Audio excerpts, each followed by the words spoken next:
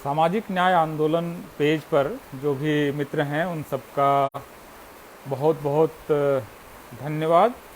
और पेज के एडमिन और इस संगठन के संचालकों का भी बहुत बहुत आभार कि आप इस डिस्कशन को सुनने के लिए मेरे साथ मौजूद हैं। मेरा नाम दिलीप मंडल है और मैं आपसे ये जो पूरा सामाजिक न्याय का प्रश्न है और इसको लेकर इस समय खास करके जाति जनगणना का जो मामला हम सबके सामने आया है उस पर मुझे आपसे बातचीत करनी है। दरअसल एक बार अगर कोई भी मित्र जो सुन रहे हों वो इस बात को कंफर्म कर दें कि वो उनको ऑडियो ठीक ठीक मिल रहा है तो मेरे लिए ये थोड़ा सा आसान होगा। कृपया इसको आप अपना ऑडियो कंफर्म कर दें एक बार कि आपको आवाज़ साफ साफ आ रही है।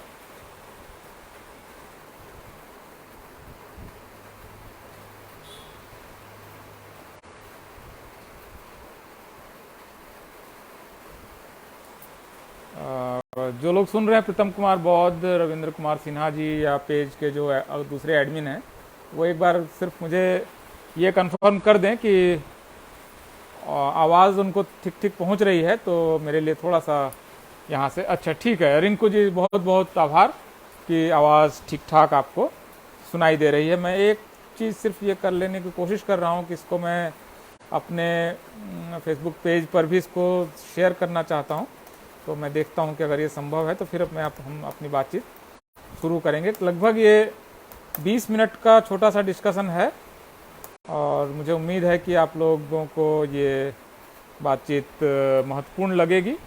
और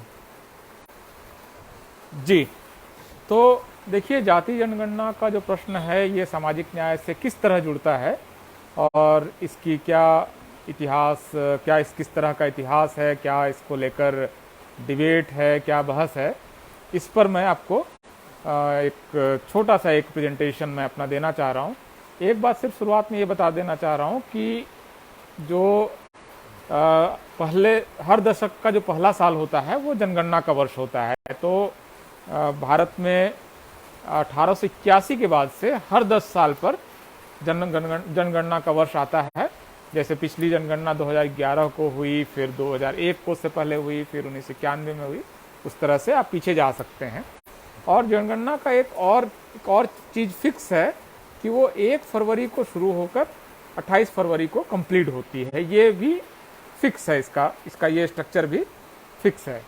तो ये जो जनगणना है इसमें जो कोशिश होती है, इसका सैद्धांतिक पक्ष यही है कि हर 10 साल पर लगभग दुनिया की ज़्यादातर लोकतांत्रिक सरकारें पूरी आबादी को इनुमरेट करती है, गिनती है और उसके बारे में तमाम तरह के आंकड़े इकट्ठा करती है और उस पर फिर उसका तमाम तरह से उसका इस्तेमाल करती है। राजनीतिक इस्तेमाल भी किया जा सकता है, जनता के विकास के लिए भी उसका इस्तेमाल किया जा सकता है। इस्तेमाल कैसे होगा ये उस समय की सरकार पर निर्भर है, लेकिन आंकड़े जुटा लेना इसके निरपेक्ष है। मतलब कि आप अधिकतम तरह की सूचनाएं 10 साल पे इकट्ठा करते हैं। बड़ा एफर्ट है, इसमें लाखों लोग लगते हैं, 5 से 10 हज़ार करोड़ अलग अलग समय में इसमें जो खर्च है वो है। जैसे पिछली जाति जनगणना पर 4,893 करोड़ रुपए खर्च हुए। फिर एक जनगणना का पूरा एक विभाग है होम मिनिस्ट्री के अंडर में, वो इसको कराता है।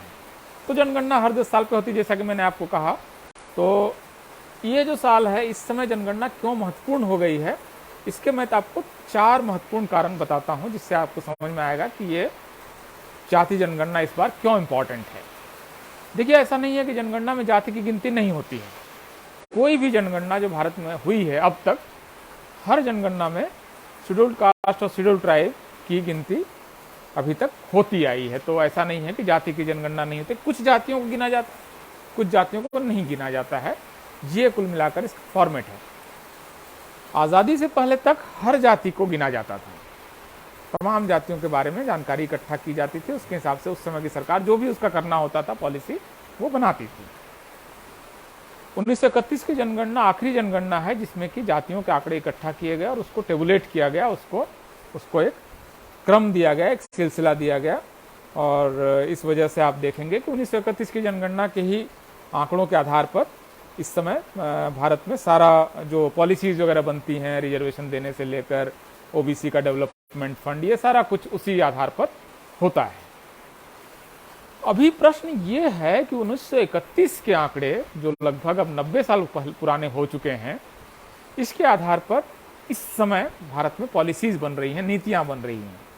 और अगर इस जनगणना में जाति की गिनती न हुई तो 2031 तक, मतलब 100 साल ऐसे हो जाएंगे जबकि बगैर आंकड़ों के पॉलिसीज बनेंगी। ये एक बहुत बड़ी समस्या है जो इस जनगणना के साथ है। सबसे बड़ा जो इसमें विवाद है और जो प्रश्न है वो यही है कि जो जनगणना इस समय हो रही है, इसमें आपको हर तरह के आंकड़े जुटा लेने चाहिए। दुनिया में यही चलन है। मतलब अमेरिका में आप ऐसी जनगणना नहीं हो सकती, अभी जनगणना वहाँ पर हुई है जिसमें ऐसा नहीं हो सकता है कि ब्लैक्स और वाइट्स और हिस्पैनिक्स और लैटिनोज और आइलैंडर्स और एशियन अमेरिकन इनको न गिना जाए, तो सबको गिना जाता है। यही दुनिया का चलन है। भारत में अगर जनगणना इस बार नहीं होती है तो अगले 10 साल में हम लोग क्या क्या प्रॉब्लम फेस करेंगे, मैं उसके बारे में आपको बताना चाहता हूँ। पहली प्रॉब्लम, भारत सरकार के पास कोई आंकड़ा नहीं होगा जिसके आधार पर पॉलिसी बनेगी, बगैर आंकड़ों की पॉलिसीज बनेंगी। दूसरी प्रॉब्लम, जो तमाम जातियां इस समय ओबीसी में आने के लिए आंदोलन चला रही हैं, सरकार के पास ये आंकड़ा नहीं होगा ये कहने के लिए कि आपकी इतनी ही संख्या है और आप ऑलरेडी रिप्रेजेंटेड हैं, इसलिए हम आपको आरक्षण नहीं देंगे। ऐसे हालत में क्या होगा, जातियां दबाव डालकर आरक्षण या बाकी सुविधाएं लेने की कोशिश करेंगी, आंदोलन करेंगी, और जैसा कि होता है आप देख रहे हैं मराठा आरक्षण या जाटों का आरक्षण या पटेल आरक्षण या कपू आरक्षण में फिर सरकार गोली चलाएगी। इसी तरह से भारत में आरक्षण के विवाद हल किए जाते हैं क्योंकि सरकार के पास ये आंकड़े नहीं है ये कहने के लिए कि एक्स जाति को आरक्षण मिलना चाहिए और वाई जाति को नहीं मिलना चाहिए। तो पहला सबसे बड़ी प्रॉब्लम तो ये आएगी। दूसरा सवाल, कई राज्य सरकारें इस समय इस कोशिश में है कि ओबीसी का आरक्षण बढ़ाकर कम से कम 27% किया जाए। ऐसी सरकारों में छत्तीसगढ़, मध्य प्रदेश और झारखंड की सरकार है जहां आंदोलन चल रहा है। सरकार की मंशा चाहे जो भी हो। इसके अलावा मध्य प्रदेश में भी आरक्षण कम है। ओडिशा में तो अभी तक आरक्षण ओबीसी का लागू ही नहीं हुआ है। तो ये इन सारे राज्यों को आंकड़े चाहिए इस काम को करने के लिए, वरना उनका मामला कोर्ट में फंस रहा है। अगर इस समय इस जनगणना में अगले 2 महीने के अंदर में जो होने वाली है, इसमें अगर ओबीसी के आंकड़े नहीं इकट्ठा किए गए तो अगले 10 साल तक ये मामला इसी तरह से टलता रहेगा, अटका रहेगा, मुकदमे होंगे, आंदोलन होंगे और सरकार फिर वही हिंसा वगैरह करके इसको दबाएगी। तो ये हो गई आपकी तीसरी प्रॉब्लम। चौथी प्रॉब्लम, केंद्र सरकार 2017 से एक प्रोजेक्ट पर काम कर रही है कि जो ओबीसी की पूरी कैटेगरी है, सेंटर में एक ही कैटेगरी है ओबीसी की, उसके अंदर केंद्र सरकार का मानना है कि कुछ जातियों को ज़्यादा हिस्सा मिल गया है, कुछ को कम मिल गया है। इसके लिए 2017 में जस्टिस रोहिणी कमीशन बनाया गया और उस कमीशन को 6 महीने के अंदर में अपनी रिपोर्ट देनी थी। लेकिन अब लगभग उसके आप समझिए 2017, 18, 19, 20, 21 मतलब 4 साल से ज़्यादा समय हो चुका है, लेकिन वो कमेटी अपनी रिपोर्ट नहीं दे पाई है क्योंकि उस पर आंकड़े नहीं हैं। तो अति पिछड़ों को केंद्रीय ओबीसी के अंदर अति पिछड़ों का आरक्षण मिले, इसके लिए वो आंकड़े चाहिए जिसके आधार पर वो कमेटी अपनी रिपोर्ट दे। तो ओबीसी में अति पिछड़ों का जिसको आप अलग अलग राज्यों में अलग अलग नाम है, जो एनेक्सर 1, 2 वगैरह की जो कैटेगरीज हैं, इस तरह से केंद्र सरकार तब तक आरक्षण नहीं दे पाएगी जब तक कि ये जाति के आंकड़े उसके पास उपलब्ध नहीं होंगे। ये हो गई चौथी प्रॉब्लम। पांचवी प्रॉब्लम ये है कि आरक्षण को लगातार चैलेंज किया जा रहा है विभिन्न कोर्ट में, और जो कोर्ट्स हैं वो मांग रही हैं हर बार कि आप आंकड़ा दीजिए, और वो आंकड़ा सरकार दे नहीं रही है। और इस वजह से आरक्षण हमेशा एक जुडिशियल स्क्रूटनी के अंदर में है, एक विवाद के अंदर में ये पूरा मामला फंसा हुआ है। तो इसलिए भी बहुत जरूरी है कि इस समय ये आरक्षण जनगणना करा ली जाए, वरना ये 5 प्रॉब्लम अगले 10 साल तक फिर आपके सर पर लदे रहेंगे। आंदोलन होगा, हिंसा होगी, रेल की पटरियां उखाड़ी जाती हैं जैसे कि आंदोलनों में होता है, सरकार गोली चलाती है, यूथ मारा जाता है। ये सारा कुछ नहीं होगा अगर आपके पास आंकड़े होंगे और सुसंगत तरीके से आपकी कहने की स्थिति में होंगे कि आपको ये मिलेगा और आपको ये नहीं मिलेगा और इस वजह से नहीं मिलेगा, ये कहने की सरकार की आज की तारीख में ये स्थिति नहीं है और ये एक बड़ी समस्या को जन्म दे रहा है। तो ये मामला भी इसी तरह से हल होगा। अब सवाल ये है कि जब महाराष्ट्र सरकार ने अपनी विधानसभा में सर्वसम्मत प्रस्ताव पारित करके केंद्र सरकार को बोला कि आप हमारी जनगणना हमारे यहाँ करा दीजिए ताकि हम ओबीसी को स्थानीय निकायों में आरक्षण दे सकें, मराठा आरक्षण के सवाल को हल कर सकें। उड़ीसा सरकार ने अपनी विधानसभा में प्रस्ताव का पारित करके भेज दिया केंद्र को कि आप जनगणना के आंकड़े दीजिए, हम ओबीसी को आरक्षण देना चाहते हैं अपने राज्य में। बिहार सरकार ने अपने यहाँ ये प्रस्ताव पारित करके भेज दिया कि जाति की जनगणना कराइए, और राज्यों की भी चिट्ठियाँ वगैरह हैं, केंद्र सुप्रीम कोर्ट के इतने ऑर्डर्स हैं, इसके बावजूद ये सरकार आरक्षण क्यों नहीं लागू करा पा रही है। तो दरअसल बीजेपी का जाति जनगणना के साथ एक बहुत दिलचस्प रिश्ता है। बीजेपी मूलतः जो उसका विराट हिंदू है, उसका जो एक विराट हिंदू की उसकी जो कल्पना है, उसके अंदर के जो आपसी स्ट्रक्चरल जो घिसाव है, जो कॉन्फ्लिक्ट्स हैं, इसको वो दबाए रखना चाहती है। और जैसा कि बाबा साहब अम्बेडकर ने एनालिसिस ऑफ कास्ट बुक में लिखा है कि हिंदू तभी हिंदू है जब उसके सामने एक मुसलमान हो और सामने दंगे का प्रश्न आ जाए, तब वो हिंदू बन जाता है। अदरवाइज वो अपने जातियों के खोल में रहता है और अपने जातियों के हिसाब से एक्ट करता है या एक्ट नहीं करता है। तो बीजेपी के लिए बहुत जरूरी है कि हर समय एक मुसलमान का या उसका एक कोई हवा खड़ा करके रखें, उसको एक काल्पनिक या वास्तविक दुश्मन के तौर पर पेश करें और एक विराट हिंदू वो बनाए। ये आरएसएस का प्रोजेक्ट है। उसको हमेशा लगता है कि जाति जनगणना अगर हो जाती है तो ये इसका विराट हिंदू का जो उनका कॉन्सेप्ट है ये सीरियस चैलेंज में आ जाएगा बेस्ड ऑन फैक्ट्स। अभी भी चैलेंज है, लेकिन अभी फैक्ट के आधार पर वो चैलेंज नहीं है। ये जो चैलेंज आ जाएगा ये आ जाएगा तथ्यों के आधार पर, और ये बीजेपी के लिए एक असहज करने वाली स्थिति है, वो नहीं चाहती है। और बीजेपी का देखिए जनगणना के साथ क्या रिलेशन है। मंडल कमीशन की रिपोर्ट आपको आती है 1978-79 के बीच में, जनता पार्टी के शासन में वो उसका गठन होता है। 1981 में उसकी रिपोर्ट आ जाती है। बीपी मंडल जाकर ज्ञानी जैल सिंह को सौंप आते हैं। इसके पहले कांग्रेस की सरकार उसका कार्यकाल बढ़ाकर सारी सुविधाएं कंटिन्यू करती है, उसकी सुविधाएं उपलब्ध कराती है उस समय की सरकार, इंदिरा गांधी की सरकार, और वो रिपोर्ट लिखी जाती है। अब उस आयोग को, मंडल कमीशन जिसको कहते हैं दूसरा पिछड़ा वर्ग आयोग, उसका मैंडेट क्या है? उसका मैंडेट ये है, उसको ये कहा गया कि आर्टिकल 340 के तहत कि आप पिछड़ा वर्ग की पहचान कीजिए, उसके बारे में तथ्य जुटाइए और उनके डेवलपमेंट का उपाय सुझाइए। ये उसका मैंडेट है, ये कहा गया उसको। जब वो ये करने बैठा, ये आयोग ये काम करने बैठा, तो उसके लिए उसको सबसे पहले आंकड़ों की जरूरत थी। भाई कितने हैं, कौन कितने हैं, कितने ग्रेजुएट हैं, क्या स्थिति है, शैक्षणिक पिछड़ापन किसका है, नहीं है, कैसे पता चलेगा। तो सरकार, वो आयोग आंकड़े ढूंढने वो लोग निकले, तो उनको क्या मिला जाके 1931 का आंकड़ा मिला। इसके बाद तो कोई आंकड़ा ही नहीं है, ओबीसी का कोई आंकड़ा नहीं है। इसके बाद लाइफ स्टॉक सर्वे होता है, मतलब पशुओं के तक के आंकड़े हैं, कितने गाय हैं पूछ लीजिए सरकार से, सरकार एक आंकड़ा दे देगी आपको। लेकिन ओबीसी कितना है और उसकी विभिन्न जातियों की क्या स्थिति है, किसकी सामाजिक शैक्षणिक स्थिति क्या है, इसके बारे में कोई आंकड़ा तो था नहीं। तो ये मामला फंस गया यहाँ पर आकर।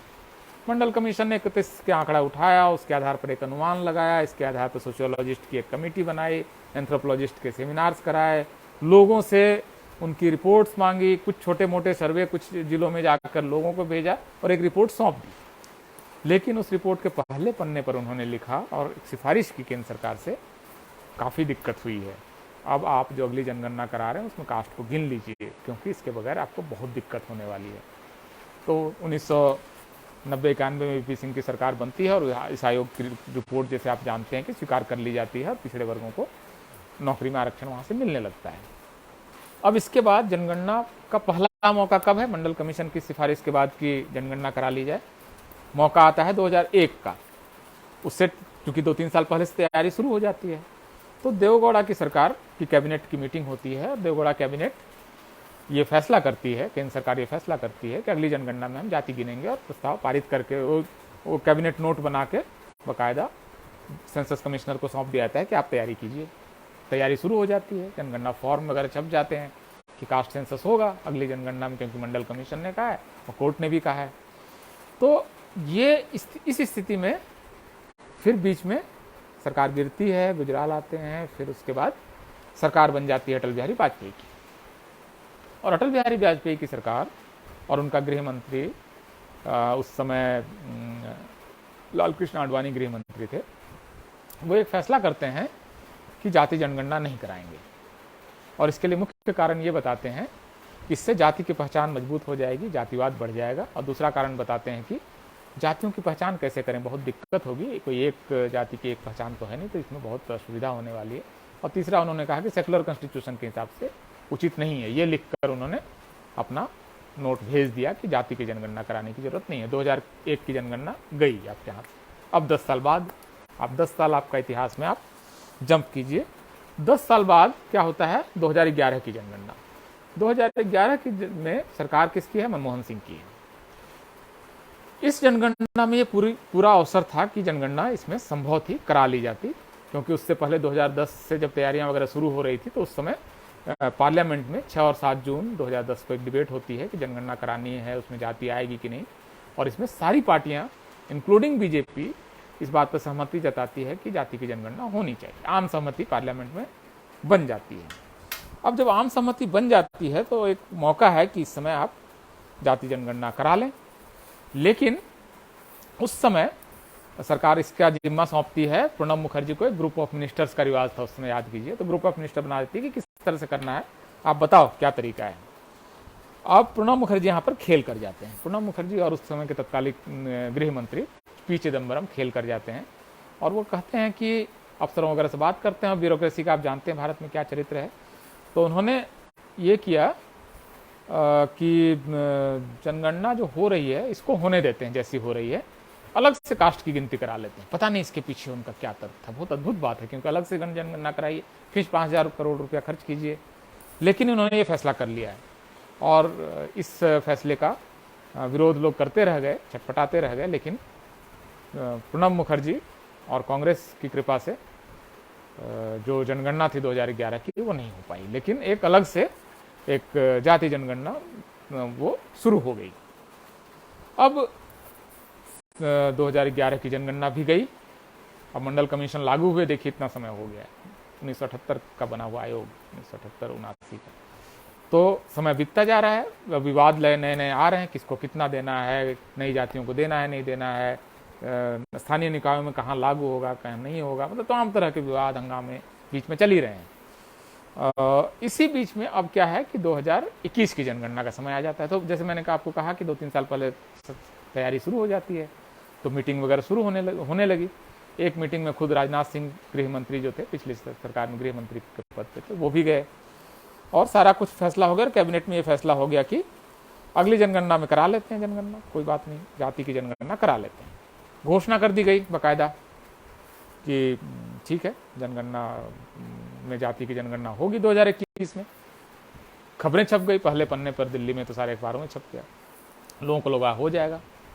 दरअसल चुनावी वर्ष था अगले बार और ओबीसी कार्ड नरेंद्र मोदी खेलना चाह रहे थे। अगर आप लोग याद करें कि why are you writing only name, Pankaj Kumar Yadav, मुझे नहीं पता कि आप क्या पूछ रहे हैं। एनीवेज, तो ये रिंकू यादव असल में जो पंकज जी नाम लिख रहे हैं वो अलग अलग लोगों को टैग कर रहे हैं ताकि वो उन लोगों तक बात पहुंच सके। आप इसको लेकर बिल्कुल चिंतित ना हो, ठीक है। और आप लोग अगर इसको शेयर कर लेंगे तो सारे लोग जो लोग देख रहे हैं तो ये ज़्यादा लोगों तक पहुंच सकता है। तो आपको शेयर का बटन अगर हो सके तो इसका आप प्रेस कर दीजिए, ये चीज़ें थोड़ी सी ज़्यादा लोगों तक पहुंच जाएंगी। खैर, तो राजनाथ सिंह ने अनाउंस कर दिया कि जनगणना कराते हैं और जाति की जनगणना कराएंगे। लेकिन फाइनली उन्होंने जो डिलीवर किया उसमें आप देखिए कि चुनाव से पहले किया, क्योंकि उनको ओबीसी कार्ड खेलना था, तो उन्होंने कुछ तमाशे किए उस समय, ओबीसी आयोग को संवैधानिक दर्जा वगैरह वगैरह किया। फिर नरेंद्र मोदी हर भाषण में कहने लगे कि मैं पिछड़ी माँ का बेटा हूँ, मुझे नीच कहा जाता है, मैं नीच माँ का बेटा हूँ तो क्या है, मैंने पिछड़े घर में जन्म लिया। आप याद कीजिए हर तीसरे चौथे मीटिंग में वो ये कहने लगे। ओबीसी कार्ड खेल के उन्होंने उस समय जाति जनगणना का भी मामला उठा दिया, सब कुछ करके। लेकिन अब 5 दिन पहले केंद्र सरकार ने लोकसभा में बताया कि जाति की जनगणना नहीं करा रहे हैं। इससे पहले एक और घोषणा कराई कि 2011 से जो जनगणना जाति की चल रही थी वो 2016 में पूरी हो गई है, लेकिन उसकी रिपोर्ट भी जारी नहीं करेंगे। तो ये 2 बड़ी घोषणाएं बीजेपी की। तो आप देखिए बीजेपी लगातार कैसे कैसे जनगणना को स्कटल कर रही है। 1991 में वीपी सिंह की सरकार को गिराकर उन्होंने इसको रोका। 2001 में वाजपेयी सरकार ने बाकायदा कैबिनेट में फैसला करके इसको रोका। 2011 की जो जनगणना जाति जनगणना शुरू हुई उसकी वो रिपोर्ट नहीं जारी कर रहे हैं, और 2021 की जो जनगणना हो रही है उसमें वो जाति की जनगणना नहीं होगी ऐसी घोषणा कर चुके हैं। ये कुल मिलाकर पूरा मामला है, और इस वजह से जाति की जनगणना इस समय नहीं हो रही है। हालांकि कई राज्य सरकारें लगातार केंद्र को लिख रही हैं कि आप जाति की जनगणना कराइए, क्योंकि इसके बगैर हमारे राज्य में बहुत दिक्कत हो रही है। मध्य प्रदेश, महाराष्ट्र में तो भारी दिक्कत हो रही है, क्योंकि इसके बगैर वो वहाँ पर न मराठा रिजर्वेशन दे पाएंगे, न ओबीसी को स्थानीय निकायों में 6 जिलों में जो फंसा हुआ है वहाँ दे पाएंगे। तो बहुत बड़ा वहाँ पर चूंकि आंदोलन चल रहा है, काफ़ी हंगामा हो रहा है। तो ये सारा मामला है। तो ओबीसी के अंदर निराला जी कह रहे हैं कि ओबीसी में बहुत ज़्यादा हिंदू बनने का विश्वास कर रहे हैं। समस्या सही है निराला जी, लेकिन अब देश की आप जनता तो नहीं बदल लेंगे ना, नई जनता कहाँ से लाएंगे? मतलब यही जनता है देश में, और इनमें हम भी शामिल हैं।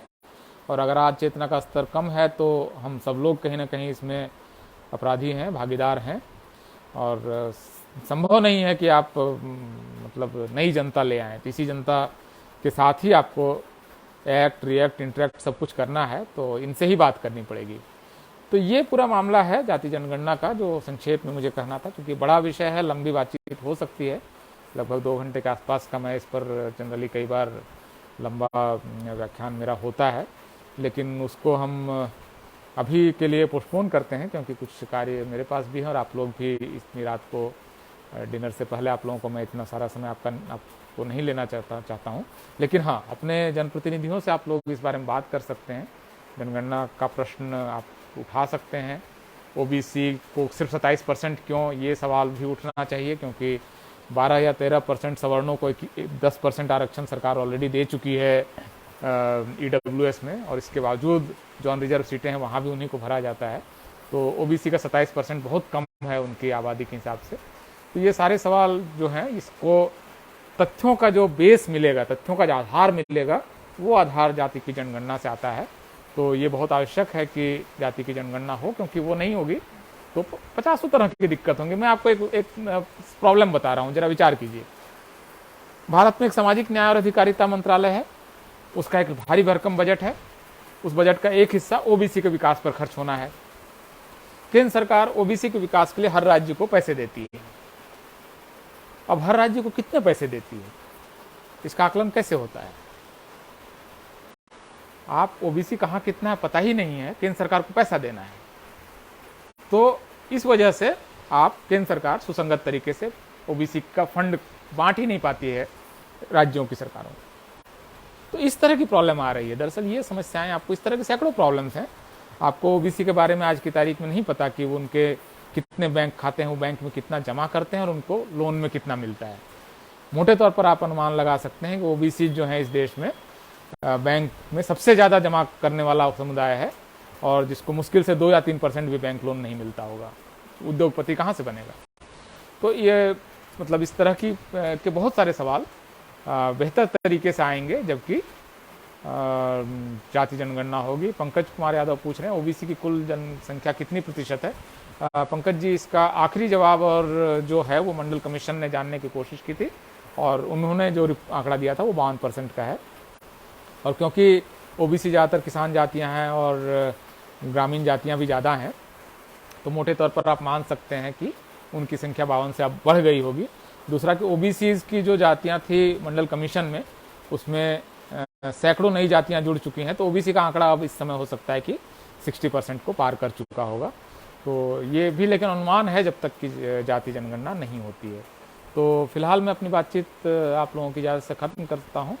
और एक मित्र कह रहे हैं कि सब कैटेगराइजेशन पॉसिबल नहीं है जब तक आंकड़े नहीं होंगे। ऐसा नहीं है, सब कैटेगराइजेशन सरकार कर सकती है, लेकिन वो तमाम तरह का असंतोष पैदा करेगी। सब कैटेगराइजेशन से एक सवाल मैं आपको बताता हूँ, देखिए आप इस पर विचार कीजिए।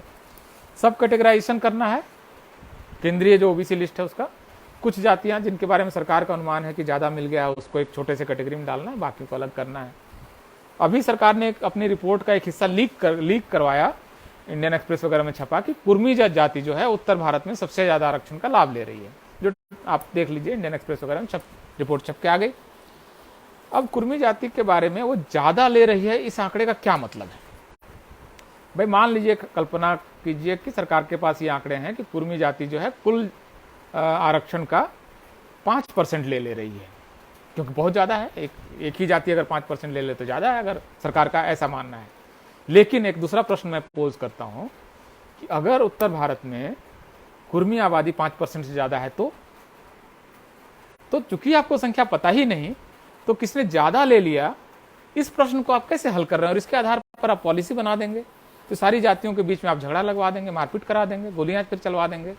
तो ये सवाल साइंटिफिक तरीके से फैक्ट बेस्ड स्टैटिस्टिक्स के आधार पर तभी हल होगा जब आपके पास आंकड़े होंगे कि भाई यस, एक्स जाति है, इसका कुल आबादी में हिस्सा 3% है, ये 8% खा रही है, ये ज़्यादा खा रही है, इसको आपको इस समय ओबीसी आरक्षण की इसको जरूरत नहीं है, क्योंकि ओवर रिप्रेजेंटेशन है। आर्टिकल 16(4) जहाँ से आरक्षण के सारे प्रावधान निकले हैं, उसमें एक क्लॉज बहुत इंपॉर्टेंट है कि अंडर रिप्रेजेंटेशन, अगर रिप्रेजेंटेड नहीं है तो आरक्षण मिलना चाहिए, ये वन ऑफ द क्लॉज है। इसके अलावा पिछड़ापन वगैरह तो है ही है, लेकिन अगर ओवर रिप्रेजेंटेड है तो आरक्षण नहीं मिलेगा। लेकिन ओवर रिप्रेजेंटेड कौन है, कैसे पता चलेगा? इसको आप मनमाने तरीके से अगर हल करेंगे तो समाज में असंतोष पैदा करेंगे। एक दूसरा प्रश्न है कि आप अगर ईडब्ल्यूएस के ही में जो जातियां अभी आ रही हैं, उन जातियों में भी तो पता चलना चाहिए कि उसमें ज़्यादा फायदा किसको मिल जा रहा है। कहीं ऐसा तो नहीं कि उसका 60% ईडब्ल्यूएस का आरक्षण एक ही जाति खा रही है। तो ये भी असल में करना है। ये निकेश कुमार सेतवार का सवाल है कि ईडब्ल्यूएस का सबसे ज़्यादा कौन ले रहा है। बिल्कुल वैलिड सवाल है सेतवार साहब। ये भी तभी पता चलेगा जब जाति जनगणना के आंकड़े आएंगे कि भाई ऐसा तो संभव है ना कि जो ठाकुर या राजपूत या क्षत्रिय जाति बोलते हैं, उनकी हो सकता है संख्या ब्राह्मणों से ज़्यादा हो और ब्राह्मणों से 1/3 सीटें उनको मिल रही हैं। ये भी पॉसिबल है, होने को कुछ भी संभव है ना। जब तक आंकड़े नहीं है तब तक तो हम ये भी संभव है, वो भी संभव है। लगता है कि उत्तर प्रदेश में 35% आबादी ब्राह्मण है, कुछ भी बोल लीजिए। जब तक कि आपके पास फैक्ट नहीं होगा तब तक तो अनुमान होगा। मीडिया आपके हाथ में है तो रोज बोलिए कितने % हैं, लोग बात धीरे धीरे मान लेंगे। तो ये असल में ये समस्या, ये सारा कुछ हल होगा तभी जबकि जाति जनगणना होगी। बहुत कम समय है, पता नहीं 2 महीने के अंदर में ऐसा क्या ओबीसी कर ले कि जाति जनगणना हो जाए। कठिन प्रश्न है, लेकिन होना चाहिए। इसको लेकर कम से कम मेरी ये मान्यता है कि ये जनगणना होनी चाहिए। फिलहाल मुझे आपसे यही कहना है। मैं आपसे इजाज़त लेता हूं और बहुत बहुत शुक्रिया, आपने इतना समय दिया और रिंकू जी आपका भी आभार किया, मुझे आपने मौका दिया है। बहुत बहुत शुक्रिया और कृपया इसको शेयर कर लीजिए। तो हम लोग आपके लिए, जब आपने इतना लंबा समय आपने इसको सुना तो जाहिर है कि आपके लिए इम्पोर्टेंट है। अगर आपके लिए इम्पोर्टेंट है तो बाकी लोगों के लिए भी इम्पोर्टेंट होगा। तो अपने दोस्तों तक इसको पहुँचा दीजिए ताकि ज़्यादा लोग इसको देखें और डिबेट में शामिल हो सकें। बहुत बहुत शुक्रिया।